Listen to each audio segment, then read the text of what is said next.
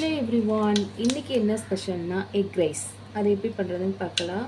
Pan heat ஆகிடுச்சு. இப்போ நான் கடுகு ஆட் பண்ணிக்கிறேன். இப்போது ஆனியன் ஆட் பண்ணிக்கிறேன்.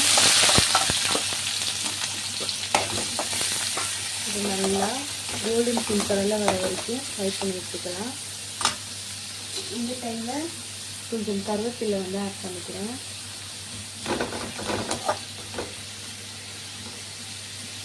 வெங்காயம் நல்லா வதங்கிருச்சு. நான் 2 வெங்காயத்துக்கு ஒரு தக்காளியை சின்னதாக சாப் பண்ணி வச்சுருக்கேன். இதையும் நல்லா மிக்ஸ் பண்ணி வச்சுக்கலாம்.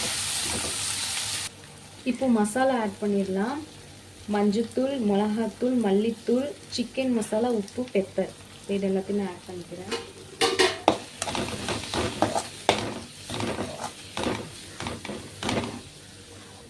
இந்த டைமில் நான் 2 எக் ஆட் பண்ணிக்கிறேன்.